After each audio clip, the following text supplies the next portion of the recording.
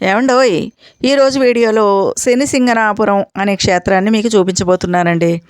అయితే శనీశ్వరుడికి ప్రత్యేకమైనటువంటి దేవాలయం ఉండడం అనేది చాలా అరుదండి. ఒకవేళ ఉన్నప్పటికీ అవి మనం వేళ్ల మీద లెక్క పెట్టొచ్చనమాట.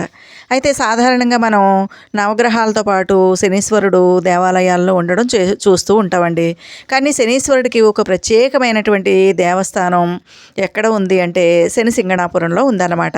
అయితే షిరిడీకి ఇది 75 కిలోమీటర్ల దూరంలో మరి ఒక దివ్యక్షేత్రంగా ఉండి భక్తుల కోరికలు తీరుస్తూ కొంగు బంగారంగా ఈ క్షేత్రం విరాజిల్లుతోందండి. అయితే ఈ శనిసింగనాపురానికి వెళ్ళాలనుకునే వాళ్ళు షిరిడీ వెళ్ళి అక్కడ ట్యాక్సీలు అందుబాటులో ఉంటాయండి. మరి ఆ ట్యాక్సీల ద్వారా బయలుదేరి వెళ్తూ ఉంటారనమాట. దాదాపుగా గంటన్నర ప్రయాణం ఉంటుందంటండి. మరి మహారాష్ట్రలో ఉన్నటువంటి అహ్మద్నగర్ జిల్లా నివాస తాలూకాకు చెందినటువంటి ఒక అందమైన గ్రామమే ఈ శనిసింగనాపురం అండి. చూడడానికి చిన్న గ్రామంగా ఉన్నప్పటికీ ఇది ఒక ఆదర్శ గ్రామంగా పేరు పొందిందనమాట. ఎందుకంటే ఇక్కడ శనీశ్వరుని ఆలయం ఒక ప్రత్యేకత కలిగి ఉంటుంది. ఇంకా అక్కడ ఆచార వ్యవహారాలు, కట్టుబాట్లు వీటన్నిటినీ కలిపి ఇది ఒక ఆదర్శ గ్రామంగా చెప్పుకుంటారనమాట. అయితే ఈ గ్రామంలోకి మనం వెళ్ళగానే అక్కడ మనల్ని ఆశ్చర్యపరిచేటటువంటి విషయం ఏంటంటే అక్కడ ఉన్నటువంటి ఏ ఇళ్ళకి కానీ ప్రభుత్వ కార్యాలయాలకు కానీ ఎక్కడా కూడా తలుపులు అనేవి ఉండవంటండి.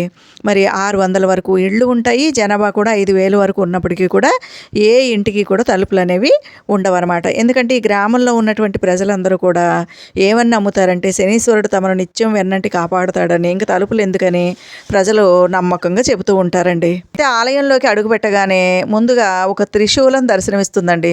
స్వామివారికి కొబ్బరికాయలు, నల్ల వస్త్రాలు తదితర పూజా ద్రవ్యాలు సమర్పించుకునే భక్తులు ఈ త్రిశూలం దగ్గరనే ఆ వస్తువులను సమర్పించుకుంటారంట. అయితే ఈ శనిసింగనాపురంలో శనిదేవుని దర్శించుకునేటటువంటి పురుషులు కాషాయ వస్త్రాలు ధరించి స్వామివారిని దర్శించుకోవాలని ఒక నియమం ఉందంటండి. కాబట్టి చాలామంది కాషాయ వస్త్రాలు ధరించి వెళ్తూ ఉంటారట. అయితే ఈ క్షేత్రంలో కొలువై ఉండడానికి ఒక పురాణ గాథ శనీశ్వరుడు గురించి ఒకటి ప్రచారంలో ఉందండి. పూర్వం శనిసింగనాపురంలోనికి ప్రవేశించే పణస్వాణ అనే ప్రాంతానికి విపరీతంగా వరదలు వచ్చాయంటండి. ఆ వరదల్లో ఒక దివ్యమైన విగ్రహం కొట్టుకొచ్చిందంట. కొట్టుకొచ్చిన ఆ విగ్రహం గ్రామంలో ఓ పరిమి చెట్టులో కూరుకుపోయిందంట.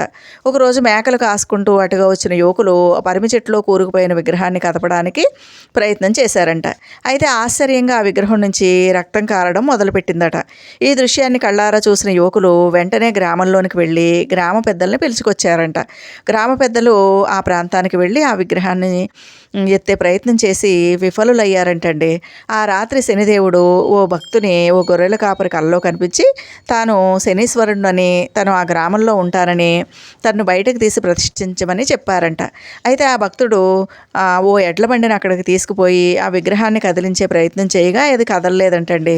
దాంతో ఆ భక్తుడు తిరిగి వెళ్ళిపోయాడంట. ఆ రాత్రికి తిరిగి శనిదేవుడు కల్లో కనిపించి మరి మేనమామ మేనల్లుడు వరసయ్యేవారు వెళ్ళి విగ్రహాన్ని వెలికి తీస్తే అది బయటకు వస్తుందని చెప్పారట. ఆ భక్తుడు తిరిగి స్వామి చెప్పినట్లుగానే చేసి విగ్రహాన్ని వెలికి తీయించి ప్రతిష్ఠించాడంటండి. శనిసింగనాపురంలో కొలువైన శనీశ్వరుడు మరి ఆయనకి గుడి కట్టించాలా అని అడిగితే, నాకు ఆలయం అవసరం లేదు, ఆకాశమే నా నీడ, కాబట్టి నేను ఆరు బయటే కొలువై ఉంటాను అని చెప్పారంటండి. అందుకని ఆయనకు ఒక దేవాలయం అనేది ఉండదన్నమాట. ఆరు బయట మాత్రమే ఆయన్ని ప్రతిష్ఠించడం జరిగింది. ఈ నల్లని రాతితో దాదాపు శివలింగం ఆకారంలో ఉండే సింగనాపురం శనీశ్వరుడు దాదాపుగా 5.5 అడుగుల ఎత్తు, 1.5 అడుగుల వెడల్పుతో ఉంటారంటండి. ఎప్పుడూ ఎండకి ఎండుతూ వానకు తడుస్తూ ఉంటుందంటండి ఈ రాతి విగ్రహం. ఇక్కడ ఈ ఆలయంలో శనీశ్వరుని దర్శించి తైలాభిషేకం జరిపిస్తే స్వామివారి అనుగ్రహం కలుగుతుందని అందరూ కూడా చెప్తూ ఉంటారండి.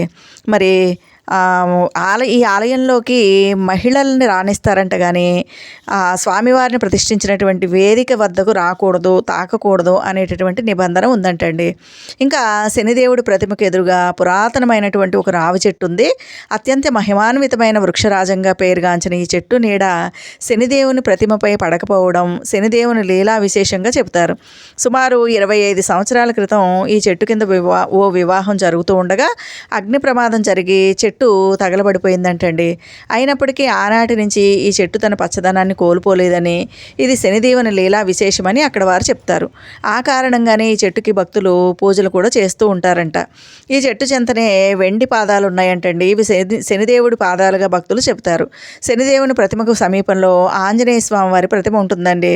శని అంటనే దేవుడు ఆంజనేయ స్వామి కావడం వల్ల ఈ ఆలయానికి వచ్చిన భక్తులు ఆంజనేయ స్వామిని కూడా భక్తితో దర్శించుకుంటారు.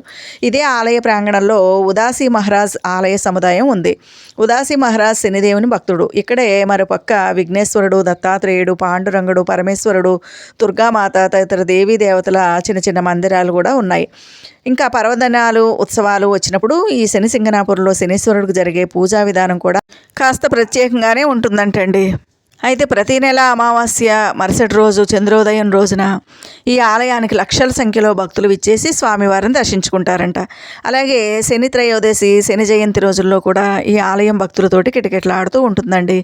ఆయా రోజుల్లో శనీశ్వరుడికి ప్రత్యేక అభిషేకాలు, అర్చనలు ఇక్కడ నిర్వహిస్తారనమాట.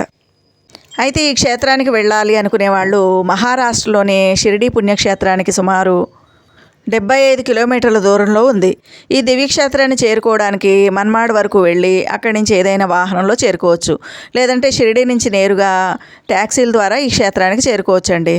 ఆయా ప్రదేశాల నుంచి అనేక ప్రైవేట్ బస్సులు కూడా అందుబాటులో ఉన్నాయంట.